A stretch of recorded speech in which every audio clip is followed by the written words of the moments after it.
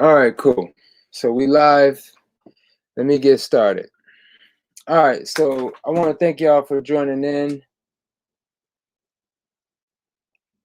Um, yeah, so the last 3 weeks, not only myself, I was able to take myself and my family to Ghana. I have two. I have two boys. Actually, one turned 3 while we were there, and the other one is 5. So I wanted them to experience not only get some sun and just get out of here. That was really the inspiration, is to get out of Washington D.C. Um, it has been, for me, very oppressive. Um, I needed to, get in nature, and as I was saying earlier, is that every February I go to Jamaica usually anyway, and this year I know I didn't want to do a trip, so it was like, okay, I want to go to Africa. So I considered some other countries as well. I thought about Tanzania. I thought about Senegal, the Gambia, Cote d'Ivoire, Ivory Coast, Liberia, um, Ghana. That's one thing about Ghana, is that, at least from an airline airport, coming from the U.S., the flights seem to be the most reasonable, um, versus the other countries. So the other countries, like I didn't have to stop in Europe, for example. So straight from JFK, direct flight. If you got to get to JFK, of course, and if you're not in New York, and so the first good thing the first good thing, because I'm gonna get into the whole COVID thing and what to do, and then obviously Ghana has this yellow fever vaccine requirement, and I'm gonna talk about that too. So, but first, the airline ticket. I mean, number one, you got to buy your ticket, and then number two, you got to get a visa. So one thing that COVID has created is affordable or reduced airline airfare. Um, Ghana has, I mean, anytime I looked at going to Ghana, I mean, you would probably see ticket prices over $1,000 round trip, and so be given that it was four in my party, in my family, that would have been $4,000 to $5,000 easily. But it was probably almost half that. We originally booked a ticket with TAP Air Portugal, so we would have had to flown through Portugal. And actually, for 4 tickets, we had first got a quote for about $1,600 for 4 tickets round trip. $400. I mean, you can't beat that. But a friend of mine did hit me to the fact that Tap Portugal wasn't reliable. I guess you get what you pay for, and actually they did end up canceling the flight. So we had to, and I actually still haven't got my money back. But they did confirm that they will be giving me a refund. So I said, because I said that, tickets, that I think it was just worth the risk in my view. It was like, man, ticket price is that cheap. It was like worth the risk. But they canceled the flight because they closed the border. They closed the Portuguese border. So that's why they canceled all flights. So that was, I mean, ain't nothing you could do about that, especially if you want. I mean, I wanted to go in February, and so we had to find tickets from another airline, and Delta had the flights, from JFK, and I ended up spending around, for the 4 tickets, under 3,000, still under 3,000.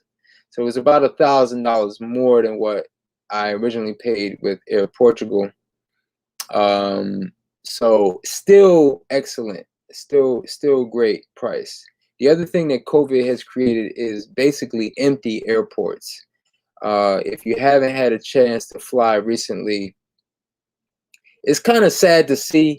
I mean, because as an entrepreneur, I feel I have my heart goes out to all businesses, um, especially small businesses that, you know,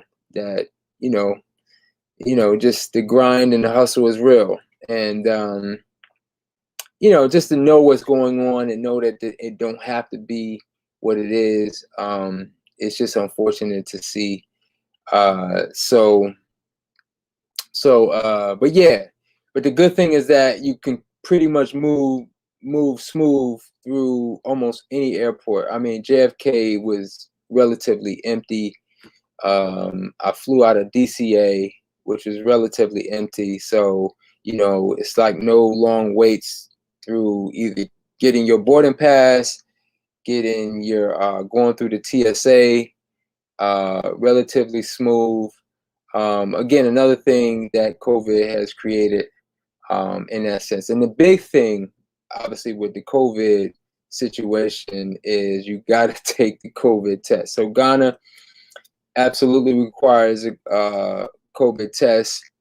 One of the things I'm going to mention real quick, because I was going to post the video of the Ghanaian president. There was a video that surfaced last year with the Ghanaian, it was allegedly the Ghanaian president talking about the COVID COVID pandemic as the pandemic. And there was a document, the Rockefeller Flex Report, but apparently that was not him. There is a video that is still up on YouTube where it is apparently him talking. I mean, it's not a video footage; it's his picture with a voice. And people reading the comments from that video, people are saying that it's not him talking, because there is video of him talking about COVID as a real thing, and that they gotta get with the vaccines and all of this. So Ghana has been very, because I was inspired, thinking that was the Ghanaian president, knowing, hip to the game, understanding that there is a global agenda to vaccinate, especially in Africa, on their, eugenics agenda. But unfortunately, with that not being the case, Ghana is definitely recognizing COVID as a quote unquote real thing. They have a mask mandate, and they are administering vaccines as we speak. So they certainly require a COVID test, and you do have to test negative. If you test positive, I believe you could still enter the country, but you have to quarantine. If you test negative, then you don't have to quarantine. Now you have to take. Now again, the plus side was being able to not having to pay, the usual going rate of the of the airlines, which, going to Ghana is easily over $1,000 per person. So it was roughly about 60 to 70% that now. And I think that's pretty much across the board. Like, if you want to fly anywhere, I mean, if you don't mind taking COVID tests, yeah, everything is discounted right now. But the downside is the COVID test. So I was able to take a saliva test, before getting on the plane. But unfortunately, getting off the plane in Accra, everyone that got off the plane, with the exception of my children, I believe, if you're a child, you don't have to take the test coming off the plane, but to get on the plane, you got to take the COVID test, like either 24 hours or 48 hours before. And then once you get off the plane, they got the stations lined up. you are taking a COVID test. So, and of course, you will, you're paying for all these tests too. So while I paid, 60, 70% of the usual going rate, for myself and my family, that was 4 tests, $150 per test. So I ended up spending close to $1,000 just to get into the country, just in COVID tests. Um, so, to my knowledge, only 2 countries in the world where you don't have to take COVID tests, Tanzania being one of them, and Mexico, I believe, being the other. Maybe Nicaragua. There's a country in Europe, I believe, but I believe people who are watching this video, interested in primarily going into the returning back to Africa, that kind of thing. So so Tanzania is something that is still something I'm thinking about, given the president of Tanzania has been consistent with being against vaccines, being being anti-mask, and recognizing COVID for what it is, which is, I'm not going to get into that because I don't want to, I've already gotten enough strikes. So, but I will say, being in Ghana,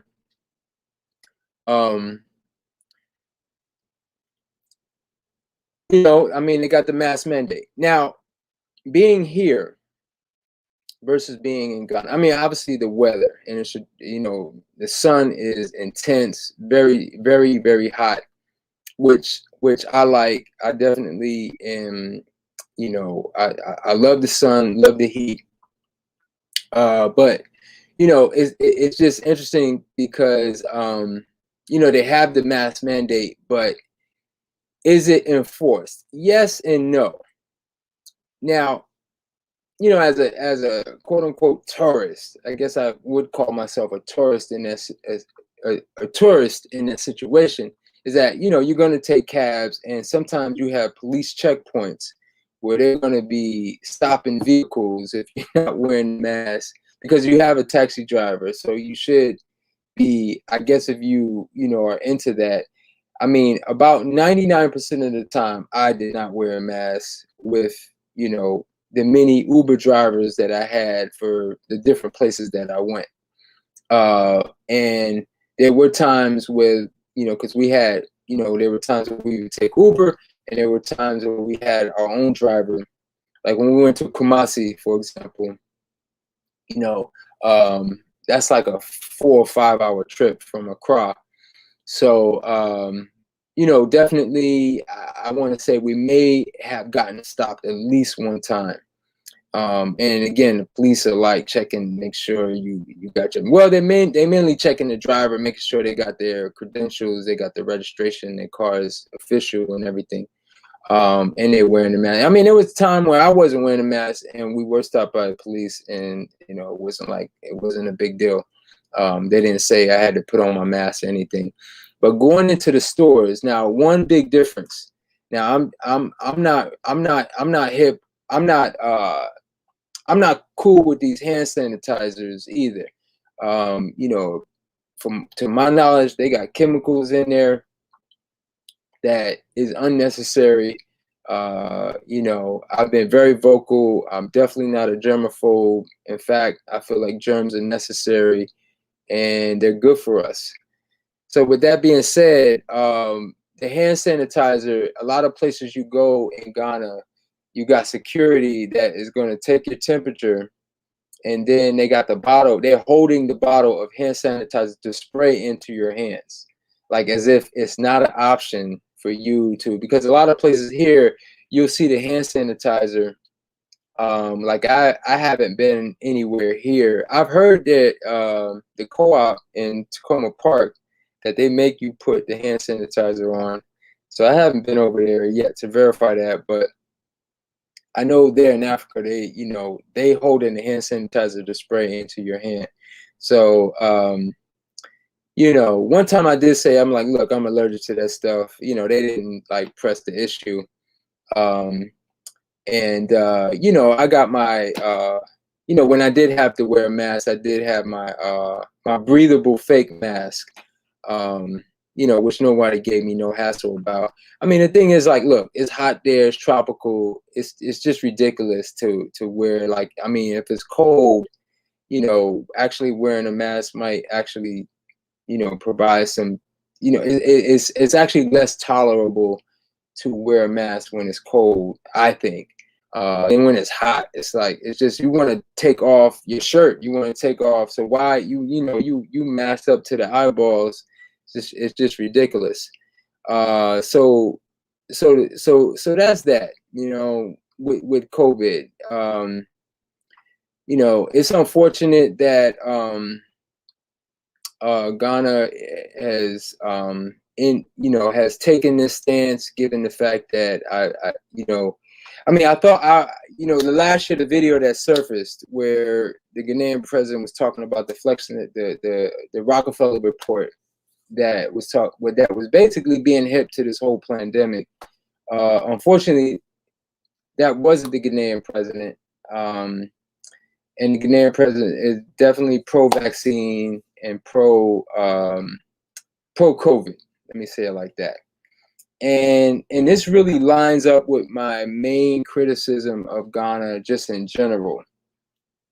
Because when we look at Ghana from a cultural standpoint, obviously being an African country, being a country where a lot of maybe a good portion of African Americans may have descended from. Ghana also, what is also special about Ghana has recognized that fact. I believe it's either the only, or if it's not the only, they have the most slave castles that are that they preserved. And a lot of the West African countries have either gotten rid of the slave castles that they had on their coast, or they don't recognize them. So Ghana, I mean, obviously that decision had to be made a long time ago. And so it just shows the spirit and the energy of connecting with African Americans, or in African Caribbean people in Caribbean as well, since a lot of the slaves went to the Caribbean and went to the Americas. So that says a lot about Ghana, and especially creating that connection, or establishing and reconnecting and looking forward to that connection. That makes Ghana very inviting for those who want to repatriate, those who want to reconnect, and maybe even possibly establish themselves in Ghana. You can't say that about Nigeria. I don't know necessarily about the other countries. I know that you can't say that about Nigeria, because I spoke to a Nigerian before I went, and he's like, look, they don't talk about it in schools, they don't recognize it, that's just what it is. So kudos to Ghana for that. Shout out to them for that. But my primary criticism, and I really want to address this in a way that I feel like people like myself and other of you, if you're interested, it's really our responsibility to address this, what I'm about to say. My primary criticism deals with the fact that we have a term where we say keeping up with the Joneses, right? And I think we all know what that means, or what that refers to when we say, okay, someone is trying to keep up with the Joneses, right? They're trying to basically, there's a standard, right, that's been set by either society or, just some form of status that, that whether it's a family or an individual is trying to get to, right, or looks appealing. And I feel that Ghana suffers from this on a country level, and being that status symbol, being the European and Americas of the West, like I feel like Ghana looks to the Americas and the European countries as the standard, right? And maybe even the Asian countries as well. At least because when we look at three things, the language, we look at the language, we look at um, the medicine, and there was another area that it's not coming to me. It'll come to me. Let me talk about the language. So as far as the language, we know Ghana was colonized by the British. We know that. And Ghana achieved its independence from the British, or some form of that, right? Because we know that the European had ways to still control without necessarily having direct control. And so with that being said, obviously it's an English speaking country, but there is an indigenous language, Tree. And there are other languages, but Tree, to my knowledge, is the most widely spoken indigenous language in Ghana. Now, you wouldn't necessarily know that, until you hear people start talking, like locals, people who are native. But if you look around, you see billboards, you see stores, everything obviously is in English, right? You would think it's English. English is the first language there, which again is, like, to me, a disrespect. One thing I learned there, talking to my brother over there, he was letting me know, because I was asking him, I was like, Tree, the language that they speak, is it written in it? Does it use English, or does it use the English alphabet to write its words? And because I'm interested in, if I was to live there, I'd be interested in learning that language. He was like, Tree has its own alphabet. It has its own words, and how they and there's a written form of it. There are books written in Tree. And one of the unfortunate things that he told me was that they're actually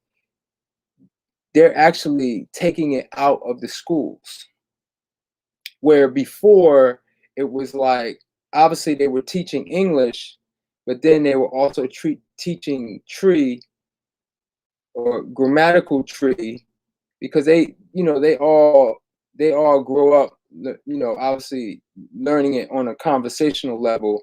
But just like here, we still take English. We learn how to speak English, but then we take English. We learn the proper grammar and sentence, and writing, and etc. And to me, that was really, really disappointing and disheartening. But again, I feel like, again, going back to my original comment, is like not giving Tree the same respect as English. Now, we know English is a widely spoken international language. So I think it's obviously intelligent for them to continue to speak, or to continue to teach English in the schools. But it's where is the respect for the local indigenous language, for the language that your ancestors, again, it seems as though that's the bush language, that's the primitive language. See, that's the subconscious message that when you refuse to, or when you take it out of schools, and you don't give it the seriousness, you don't give it the same respect.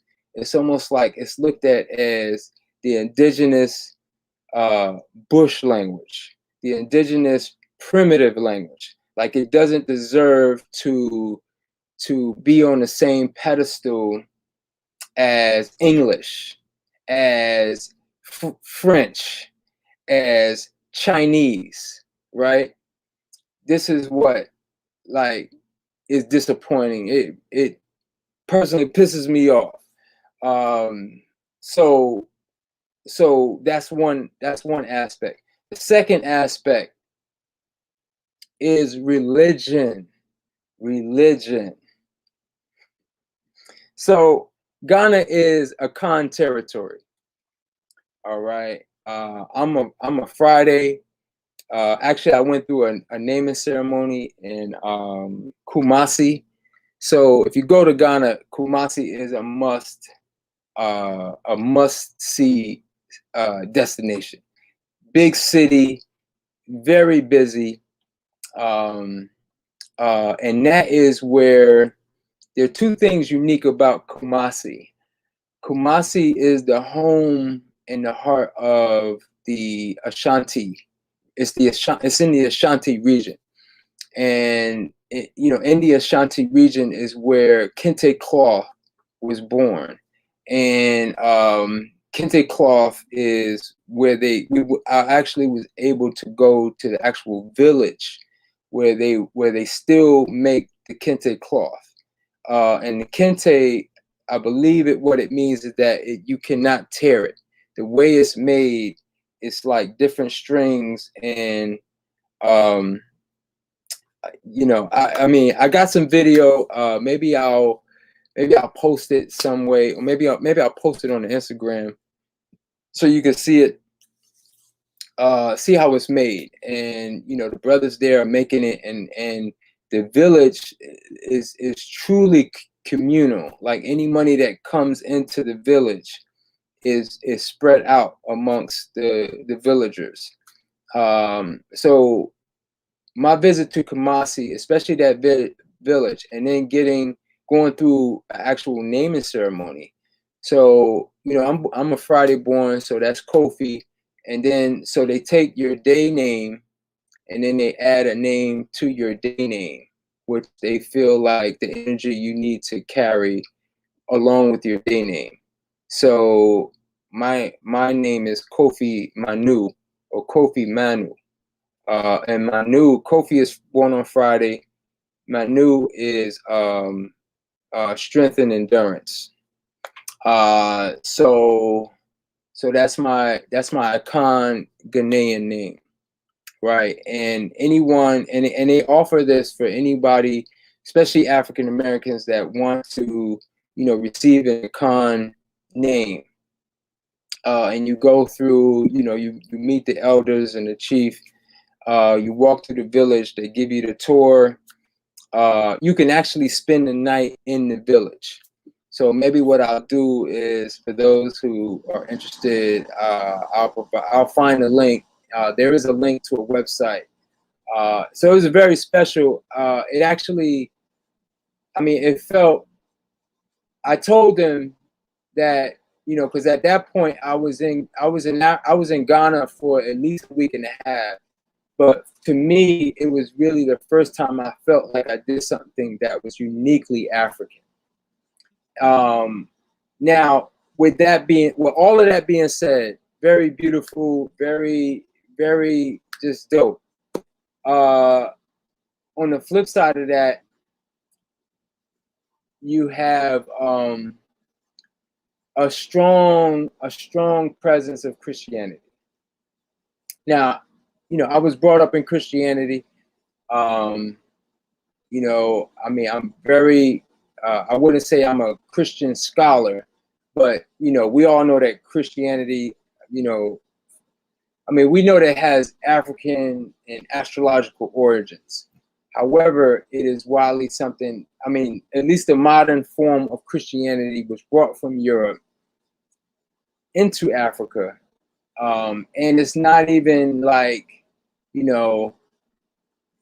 terms of Jesus, the character Jesus. You know, I mean, there's some people, obviously, you know, we talk about the race of Jesus, and so there in Ghana, at least, you know, Jesus is seen 100% of the time as a European. So obviously, this is an issue, given the fact that it was a Ghanaian who I spoke with and said the problem he had with that is that nowhere else in the world where there's any group of people that's going to worship a God that doesn't represent the image of likeness of that people, except for except in Africa. You know? So again, going back to my original point with the language, it's almost like that whole keeping up with the Joneses. Akan, even though Akan is still rich in Africa, especially in the Ashanti region, you have a lot of Ghanaians that are Christians that are worshiping a white Jesus. Again, Christianity being the superior religion, Christianity being the civilized religion, Christianity being the religion that we are now keeping up with the West, religion, not their primitive Akan religion. You see what I'm saying? So it's like Tree and Akan take a back seat to Christianity in English. All right.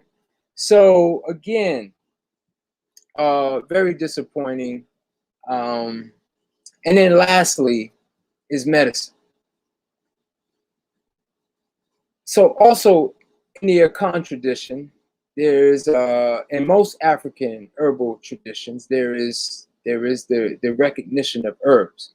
During my naming ceremony, I received a spiritual bath where the herbs were crushed and rubbed into my feet, rubbed into my hands. Not only is herbs used topically in this way, herbs are obviously taken in as teas, as tinctures, etc., etc. Herbs, very, very powerful, very ancient, very indigenous, very spiritual, but then also very primitive, not keeping up with the Joneses. And I feel like this whole COVID thing it's like, how can we recognize our traditional medicine over the quote unquote modern medicine, the European Western medicine that is more civilized? Again, this is a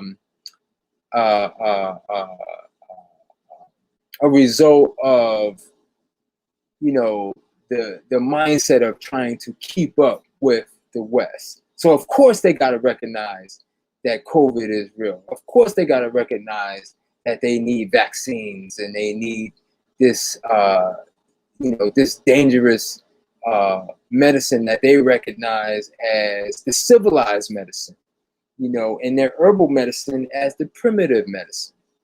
So this is my, in a nutshell, my main criticism that goes throughout three areas that become critical to the country and how they move. Obviously the language. I mean, that's an everyday interaction. So I feel that as African Americans, and if you're interested in repatriating either to Ghana or to whatever country, it is our duty, it is your duty to try to let them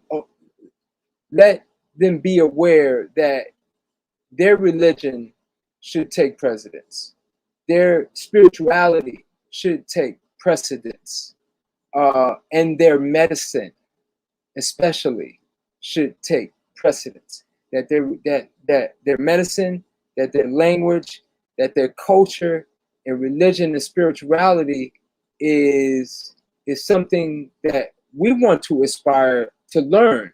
We want to adopt. We want to recognize as the real, as something that we want to connect again, mentally with religion, spiritually with the or mentally with the language, spiritually with the religion, and physically with the medicine. So I feel like it is our job to make the government aware, to make the everyday people aware that this is way more.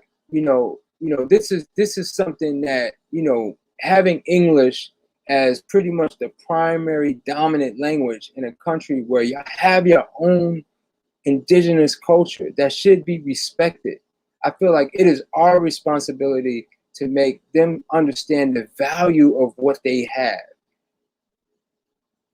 Okay, so that's what I have to say about that. All in all, it was a wonderful experience. Um, as far as living there, moving there, this is what I will say.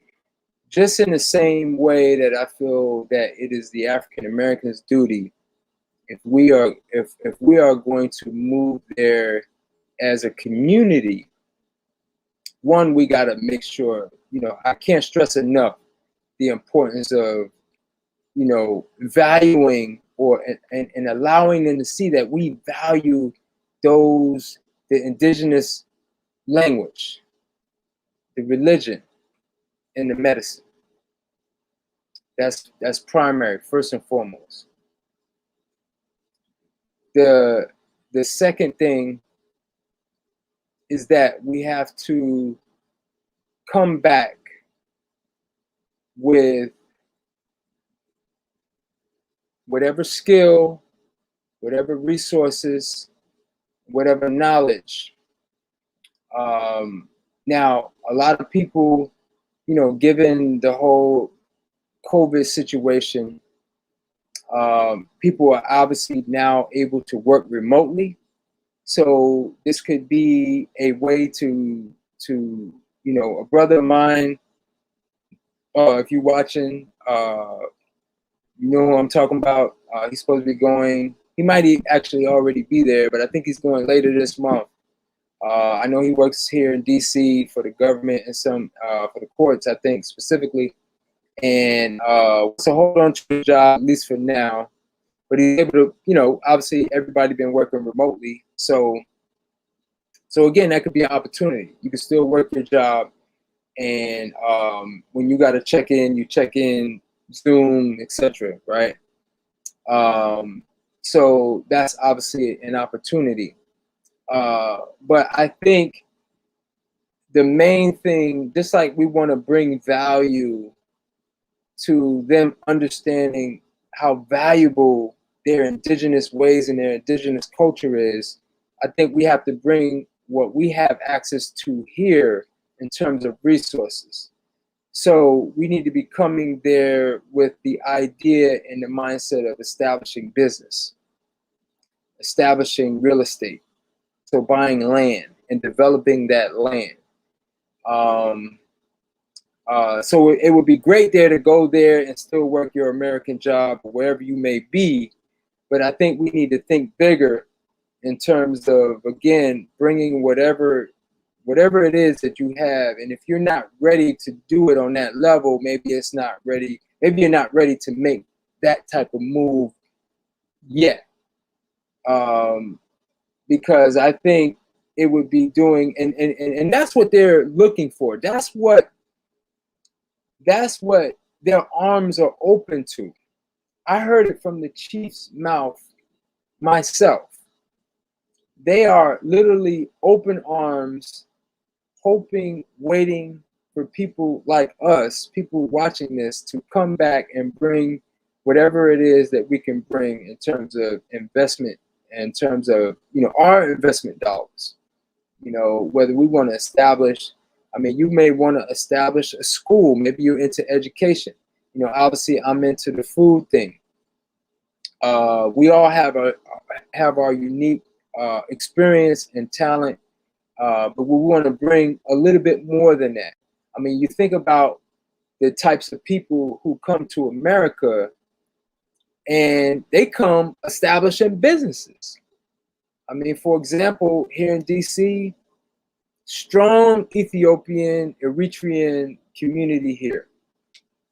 As long as I've been here, over 25 years, um, I've never seen, I've hardly ever seen Ethiopians that are not doing for self, that have not established businesses, and it's not just Ethiopian restaurants. One of my one of my one of my one of my main customers had his own repair shop, Ethiopian. Um, I know another Ethiopian. You know, a lot of Ethiopians here are big into real estate. So Ethiopians have come here and established businesses, have established communities, and I think that is the mindset that we need to go there with, because again, and this is a good segue for the U.S. dollar in terms of how your purchasing power, how further it can go in a place like that versus here. So the exchange rate is one US dollar. You can get, well, it varies depending on, I mean, obviously I was just exchanging it for everyday cash. So if you have large bills, there's a difference between if you have 50s and 100s, which are considered large bills, versus 20s and lower. Those are considered small bills. You get a different rate. So when you have large bills, you go from one US dollar to, it was somewhere between 5.7 and 5.8. So if I had 100 US dollars, I would get 570 to 580 Ghanaian cedis. Now, how far would that 500, let's say I did the $100, how far would that 580 or 570 Ghanaian cedis take me? It would definitely take me a lot further than what 100 US dollars would take me here. So again, your money is going to go further. Even, and that's just on an everyday level. Buying food. Uber is very convenient. In fact, what's interesting there about Uber, because none of my credit cards work there, they actually have a cash option. I didn't even know that even existed, but I don't think that exists here. But because that's a cash-heavy economy, you can actually, when you open up the Uber app there, you can select cash as a payment option. So basically what ends up happening is that you request the Uber comes, you get in the car, it'll take you where you got to go, and then they'll calculate the cash that you owe. So on average, most of the Uber rides cost, and this is just going, like, let's say we want to go to a restaurant and it was maybe 3 miles away or 5 miles away. And it took maybe 20 minutes to get there, 10 minutes to get there. That would probably cost maybe about 15 Ghanaian cedis, which when you do the math is $3 or 3 US dollars, if we say 1 to 5. And that was probably, I mean, of course, some rides cost 20 Ghanaian cedis or 30 Ghanaian cedis, and some rides cost less. I mean, probably the cheapest ride I had was maybe about 7 Ghanaian cedis. So again, that's not even, that's about $1. So very affordable food. I mean, coconuts are, less than $1. Maybe when you do the math, it's about 25 cent to 50 cent. So generally, like if I went and got one coconut, it was usually two Ghanaian cedis. So again, way less than $1, maybe 25 cents, or you know, it was like maybe they'll say 2.5, so that's $2.50 in Ghanaian cedis, which is like 50 cents in US dollars. So again, you know, you load up on the coconut water, maybe spend 10 Ghanaian cedis, and you got like a half a gallon of coconut water again. Then, I mean, obviously, no excuse that, you know, all of us that can go, you can drink 100% coconut water as your only water. Very affordable. Obviously, you come here to Keppers, you're going to spend a lot more money than that. So, yes. So yes, talked about the money, talked about business. I did go to a land. I should mention the fact that my brother, for anybody in DC, there's a brother from here. Brother goes by the name of Diallo. Big shout out to Diallo. Anybody interested? Anybody going to Ghana? You know, message me, DM me. I will give you Diallo's information. Diallo is a DC native, brought up in the African Center schools here in DC. Came up through the Akan tradition and did his priest work, and basically now has made Ghana his home. And he's connected with a land there, and this was the chief that I was mentioning earlier, who, like I said, I heard with his own mouth. It's like, look, y'all need to come here and invest. Y'all want to come, you want to build a school, you want to build a hospital, you want to just buy land and build your house. It's open, it's wide open for you to come, and we will make it possible. I heard it right out of his mouth. And so he has, my brother Diallo has made it such that he is connected with them. They have allocated 30 acres of land, and you could buy a plot there, and a plot is 1/4 of an acre, and you could build your house, and you can do all of that easily for under $50,000. Paid off house. And the thing is, like, you know, the way they build houses there, I mean, you think it's like they're building a pyramid, because everything is in stone. You know, stone, you know, like when you step into their houses, it's like there is no give. Everything is strong, everything is solid.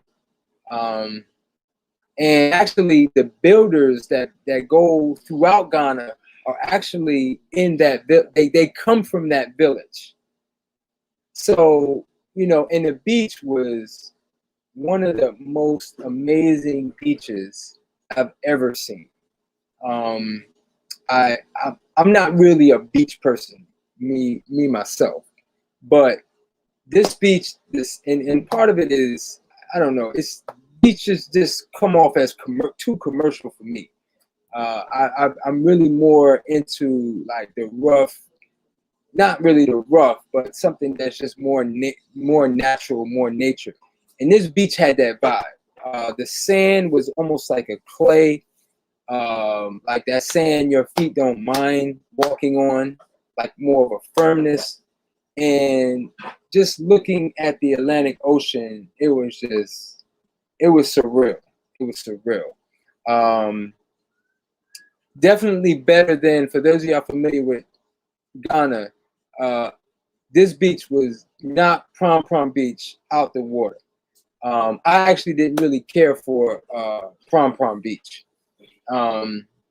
Another opportunity, now Prom is a little bit more developed, but where this land is, again, there are opportunities. So I'm just spreading the message for those of y'all that want to go.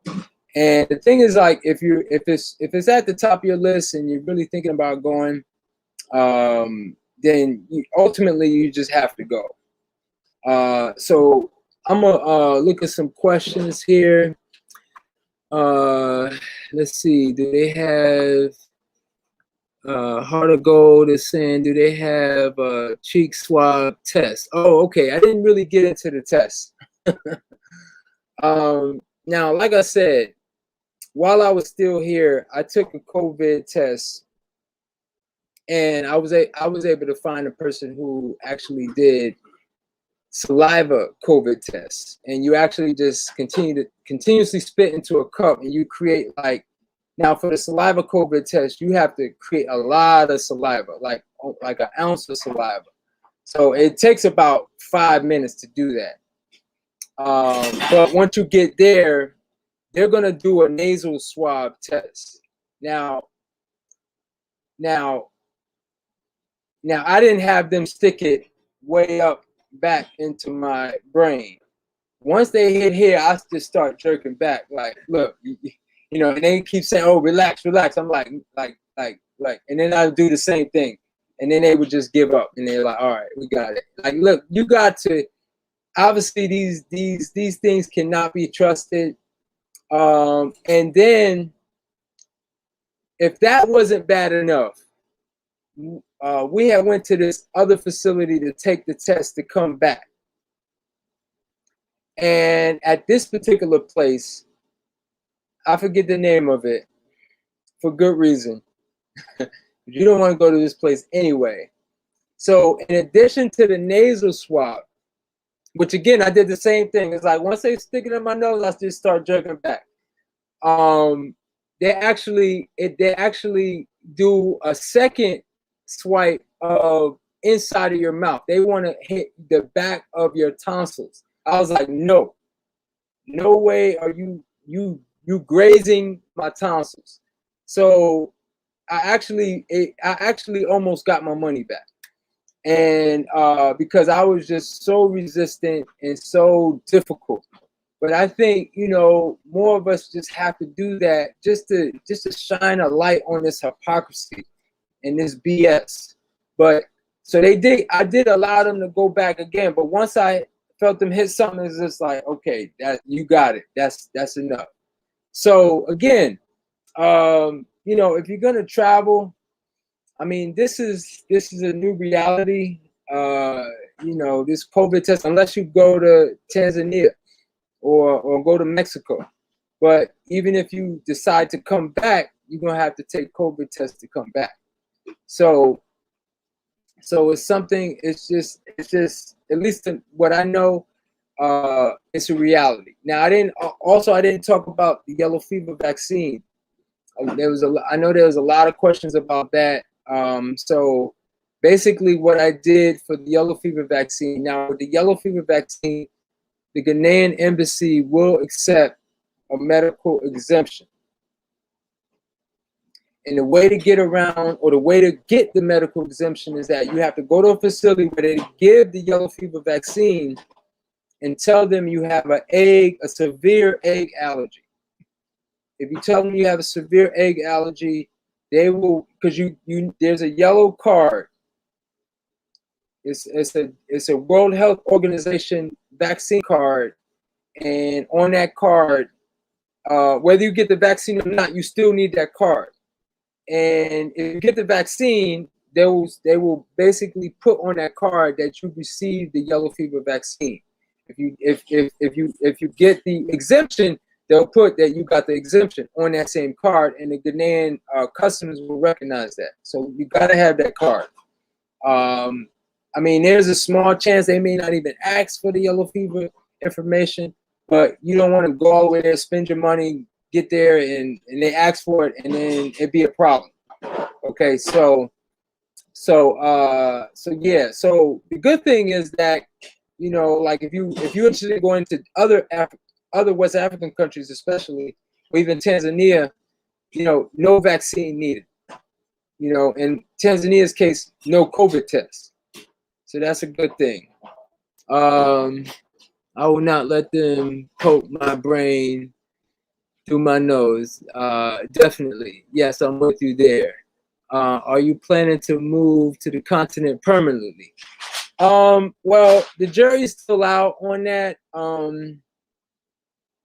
Now, one thing I decided while I was there is that, and this is when I shared this with Diallo, he said the same thing back to me. That was the first thing he said, was that no more winters. So I'm committing to that right now, because when I was there, and this is the reason for me personally, and that's why everyone is different. Everyone has to, if you're really serious about going, you just have to go, because you can follow a lot of different African YouTubers who show this and talk about that, but it may not be really talking to you per se. But for me, I didn't necessarily see the opportunity to have a shop like I have here in DC, where I serve raw food cuisine and fresh juices. Now, juices are going to sell anywhere, but I don't know if Ghana is ready. I think I would have to market and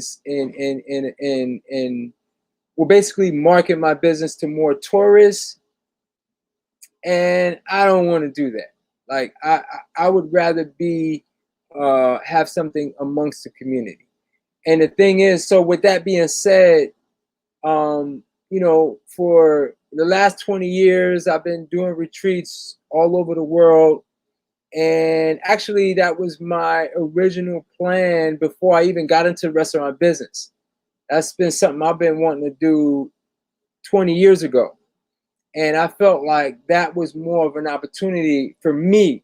Like, I'd rather have a center where people can come for a week, a month, a year, and live holistically. Whether you want to detox, whether you want to eat raw food, whether you want to learn raw food cuisine, this is the direction my career, I feel, is headed and is going to. Especially if I decide to move or live in a place like that. So that's a big commitment. And uh, one thing I do, if I do decide to do it there, the strategy would be I would first basically go there and basically like get a place for maybe 6 months to a year, and then proceed to build from there, because I don't want to commit to anything and I'm not there. I want to get there and be there in a short-term living situation, and monitoring the long-term building and living situation, and obviously business situation. Now, Ghana, at least for Americans, it can take a lot for them to come, versus being on this side of the world. So obviously, if I'm marketing to Americans, it would be advantageous for me to be on this side. So I don't know if y'all saw my Instagram. I was on Instagram live early with my teacher, Reese Latham. And so he's invited me to come down this winter. We're planning to do a 4-month long retreat, starting, because I told him, I was like, look, I didn't spend my last winter in the cold. And so November 1st, I'm going to be somewhere that's hot and tropical, and I can get coconut water every day locally. So so that's the plan. We'll see. And he's in Panama right now. So we'll see. So that question is something, but he stressed the fact that we got to be in Ghana too.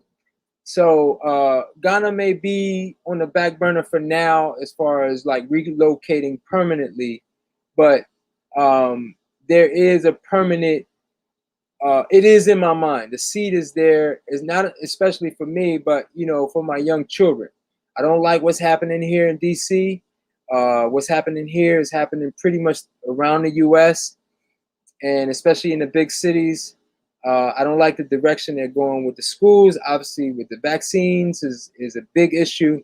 What they're going with the curriculum, I don't like none of it. And then the fact that it's cold here. I mean, it's not living. It's not. We really have to understand that, like living in these climates is as much damage damaging to our health than anything else. Even if you're eating the best foods and you're doing what you got to do, you're doing your maintenance, you're doing whatever it is you're doing, being in these cold, temperate environments is not ideal, especially if you have any melanin in your skin. That vitamin D, that sun is everything. I mean, it's like my whole family, they pretty much was eating. Now, they're not raw like I am.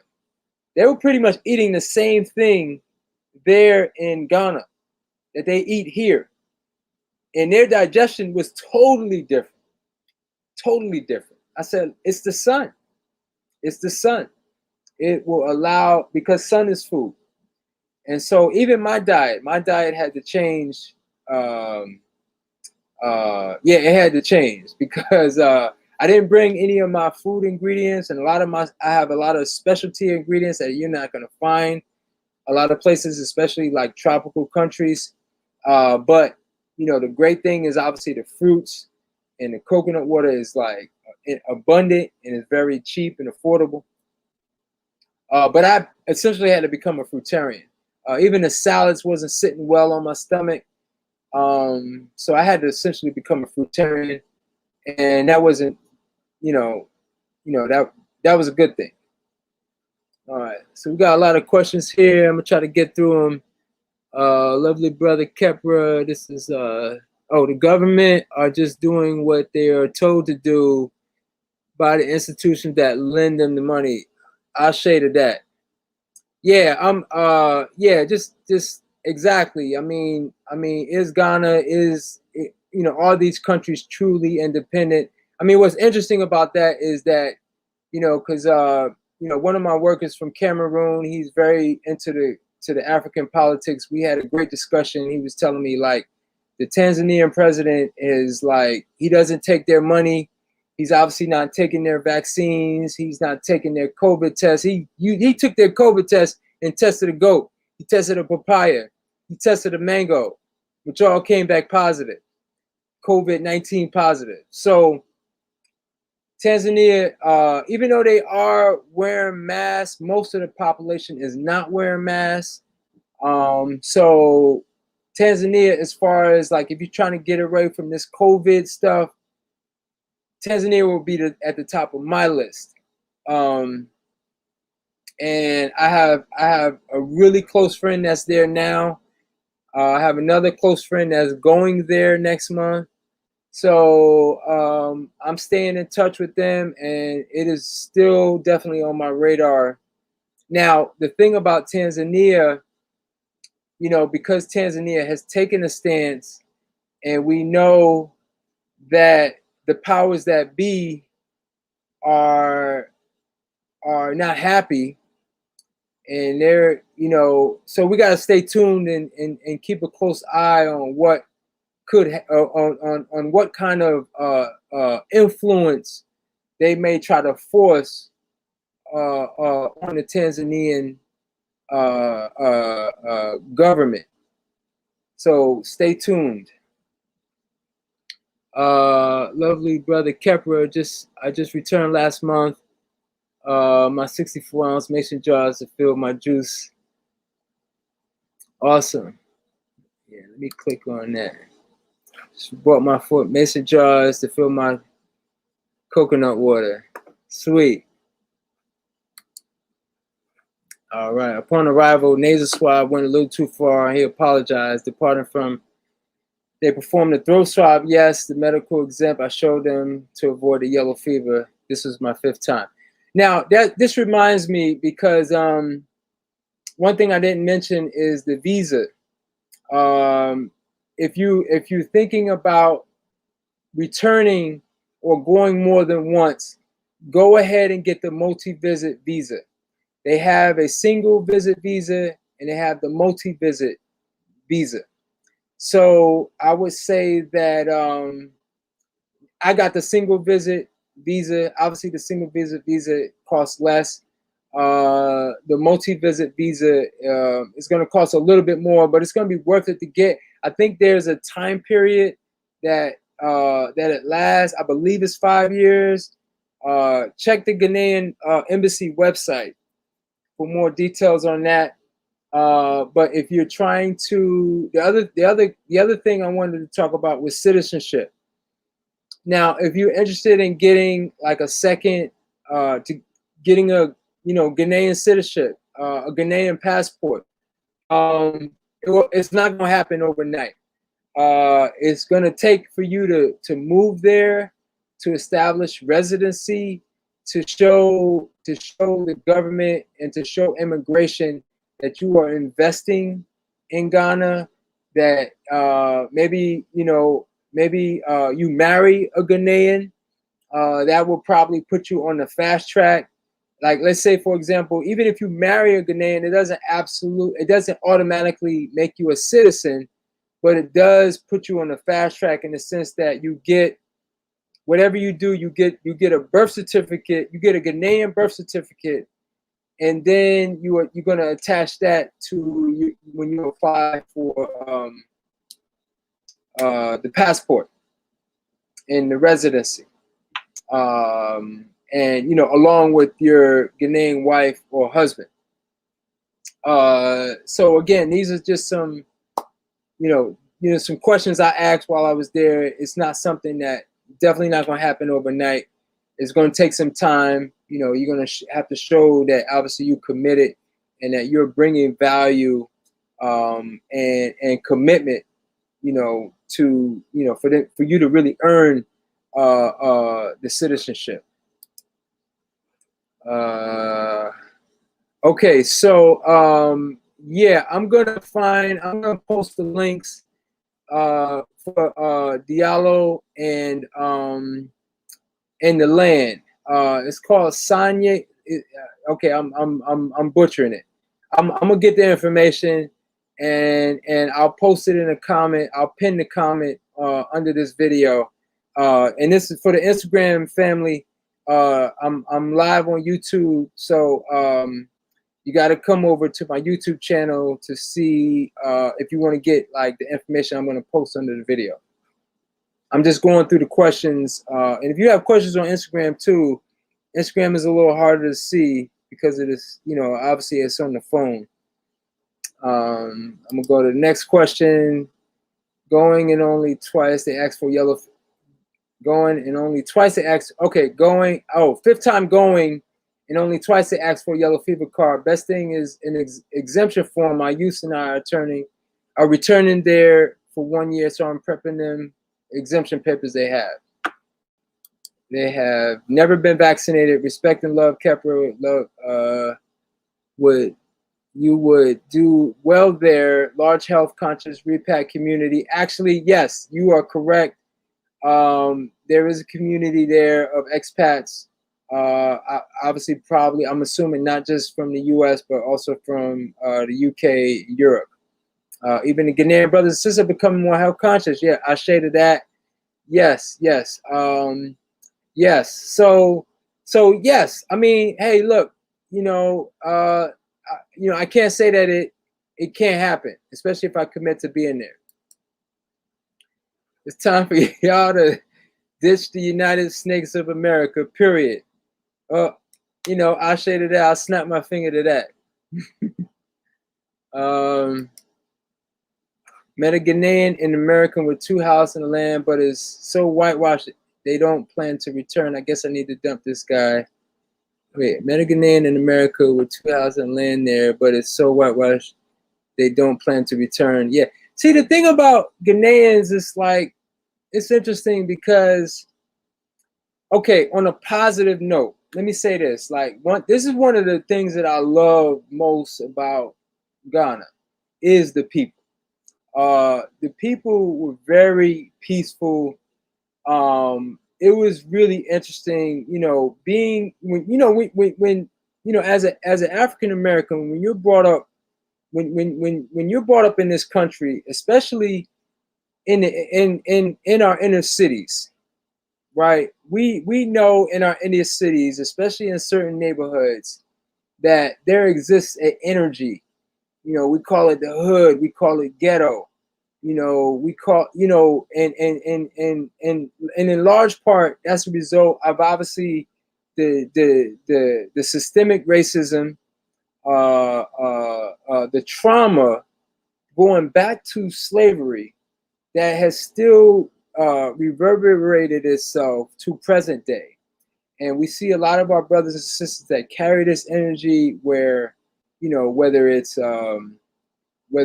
just be unfriendly, whether they want to test you, it's a dark energy, it's a traumatic energy. We all should be familiar with that, right?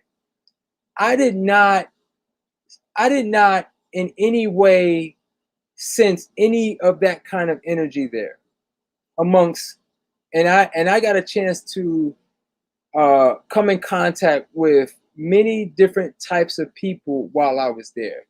That to me said a lot about the peaceful nature of the Ghanaian people. Now, with that being said, yes, there is a fantasy with America. There is a fantasy with the West. As I opened up this video with the whole keeping up with the Joneses. So while there is some good to it, there is a negative aspect to it too. I mean, you're never going to find a perfect situation. You got to take the good with the bad, with anything and with anybody, any person. That's just relationships 101. But I will say that we could, it's something that we could work with. The Airbnb that I rented, the first Airbnb I rented, this was a native Ghanaian who grew up in Canada. His wife, I mean, the way he spoke about his country, it was kind of like it was a disdain for it. Like, and I'm just like, because he had obviously been westernized, he was able to be very successful in Canada as a real estate investor. And he has a white Canadian wife and children. No judgment, but I'm just saying it just says a lot. It says a lot to where his mindset is in terms of having, like, again, the whole keeping up with the Joneses, the whole feeling like places like US, Canada, UK is better than, and Ghana is less than. But again, it goes to the fact that it's almost deep rooted in a lot of the people, unfortunately. But I feel like it is our responsibility to bring back to show them the value. It is up to us. I mean, just like when I think about Fela, the great Nigerian legend, he became conscious when he was here in the U.S. He became conscious of his music, was all about raising awareness and raising consciousness, and he received that enlightenment being in the U.S. And so I feel like being here, it's like mentally, spiritually, and physically, we have an advantage. We have a consciousness that we have a responsibility to bring that and enlighten our Ghanaian, our Senegalese, our Liberian, all of the brothers and sisters over there that may not be aware, of the Pan-African consciousness that they need to have. I mean, they have the culture, they have the indigenous language, they have the indigenous spiritual practices, okay, and they have the indigenous medicines, which again I opened up this video with. Very important that we raise that conscious, we turn on the light, so to speak. All right, so I'll move on to the next question. So where will we go upon leaving the United Snakes? No comment there. I am so amazed at your prosperity, old friend. All right, peace and love and blessings. Give thanks for that. Marion Williams, would you go back to where you came? Would you go back to where they originally to you from Africa? Okay, I don't quite understand your question. Well, that's what I've been talking about. Yep, I'm in California. He feels at home here and I don't as a native. Yeah, facts. I mean, it is what it is. We are where we are. It's just that's just what it is. All right, so I think I'm gonna look over my notes. I think I covered pretty much what I wanted to cover. Um, yeah, but I think really, just to sum everything up, like I said, for me, it was COVID, this whole COVID stuff that really inspired me to not one get out of here, but really to go there. I mean, anybody following me on social media, especially, it's been a rocky road, in a sense that, well, even as of late, things really calmed down after the election. I've noticed, obviously pre-election, I'm talking about the Biden-Trump election. Things was really hot and steamy. People were very emotional at that time, about COVID, about the election, about everything. And since the election, things have been chill. And I had some, heat come my way, on Facebook and Instagram, which I won't go into right now, but it's pretty much, for me personally, allow me to think about my future. um, really not really getting away. I mean, still having the business established in some way. I mean, I don't know if any of y'all seen, but there was an article that came out again, my stance against the mask mandate. For those of you watching on YouTube or Instagram, you could Google Kepra City Paper, Washington City Paper. You could read the article. I felt it was a fair article. I mean, I'm taking my stance. So basically, all I'm saying is like, look, I don't, there's no reason why I should have a business, and I disagree with wearing masks. I'm not going to be a hypocrite. Like, I'm gonna take a stand, because at some point, while masks may be something I may be willing to compromise in a sense, I'm definitely not compromising with the vax. And it's like, we know that's coming, especially for food workers. The mandatory vax for food workers is just like so no brainer for them, the powers that be, and for would be customers that want to feel safe, with food workers having to be in mandate to have the vaccine. And I'm not going to set myself up investing in a business, just to, a month from now or 6 months from now, have to make a difficult decision to close my business, because would be my only option. Like, I'm not going to, so again, I just don't like what's happening, not just here in this country, but definitely here in Washington, D.C. I mean, we've seen other states, a la Texas, Florida, and other states that have lifted their mask mandate. I don't know where they stand with vaccines and making mandate, because I know that every state has been pro-vaccine. Every state has been pro-vaccine. But see, in a place like Ghana, you know, even though it's so hard, like being there, because so many people, it's almost like getting a vaccine is like the privilege there. Like, I don't see the everyday people that's walking the streets that have their stores on their heads, that are basically hustling and surviving, having access to a vaccine. Again, that's a keeping up with the Joneses medicine, as I said earlier. That's not something that's for the everyday people that's out on the street doing their thing. And I think that's what we have to do, as far as connecting with that type of vibe and that type of energy, if we are to repatriate. Okay, so that's where, obviously, I think, I have young children, definitely not trying to see them vaccinated. Any vaccine, especially the COVID vaccine. they have the truth, and yet they dream of coming for a false living. And I used to work at Everlasting Life. I met you briefly in DC in 2008. Thanks for answering, kids. Yeah, much respect and love. Thanks for your questions. Thanks for tuning in. I think I covered mostly everything that I wanted to cover. I don't know how long we've been in this video, but I've had a lot of fun. I hope I've really given y'all some good insight.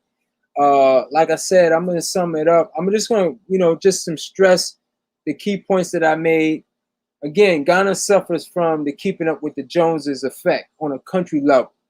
And I mentioned the fact that it's in the language, it's in their religion and spirituality, and it's in the medicine. So I feel like it's our duty, if we're going to repatriate to Ghana or wherever, to understand that those three aspects is like that's ancestrally, that's who they are.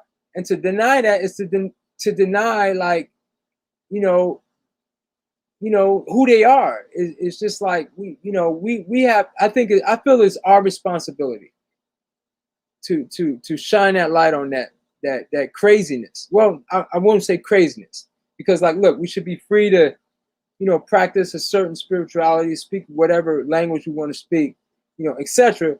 But at the same time, I think for us, if we're making a move to relocate in a place like that, like, look, because I said, look, if I live here, I'm gonna learn Tree. I'm gonna learn how to write it. I'm gonna learn how to read it. I mean, it's amazing. Like, it has its own alphabet, its own written language.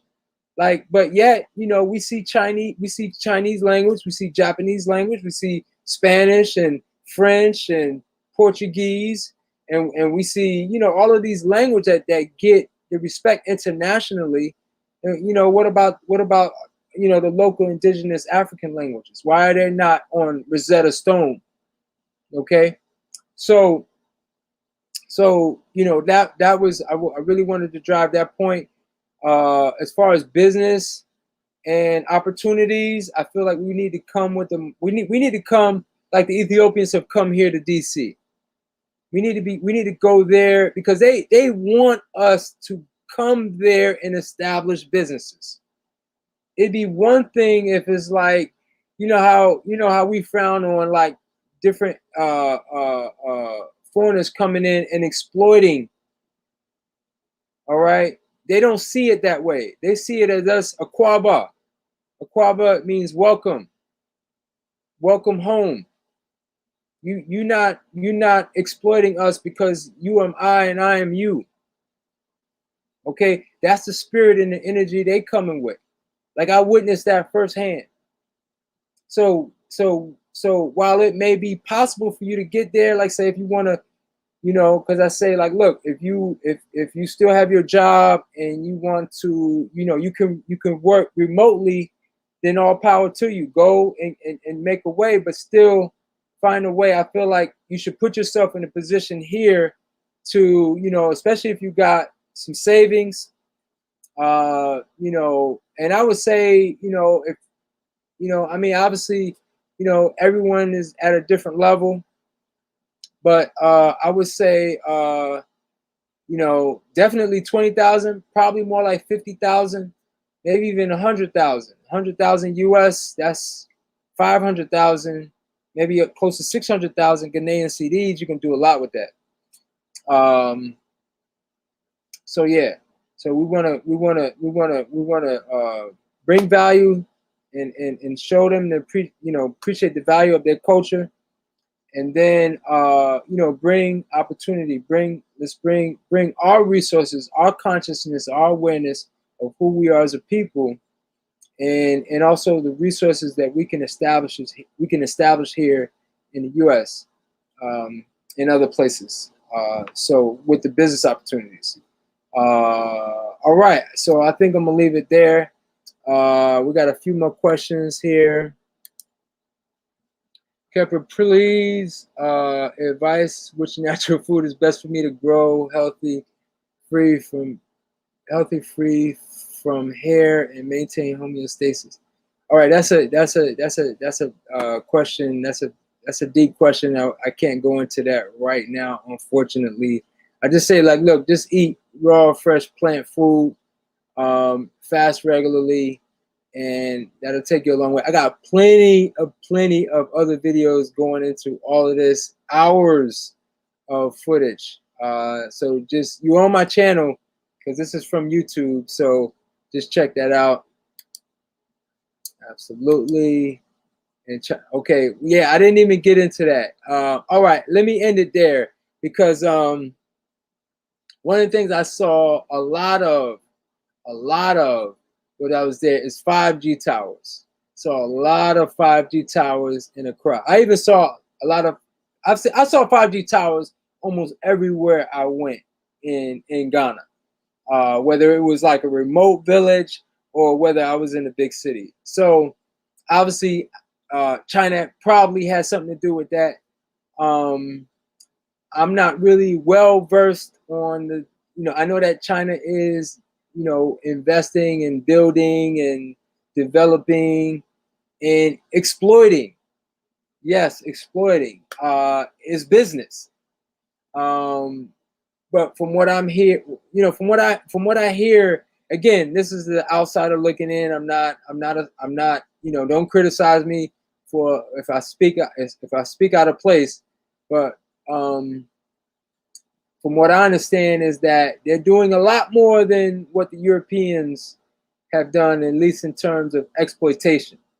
At least they're coming there and they're trying to develop, and they're trying to, because I know that China is trying to export not just its resources, but also its population.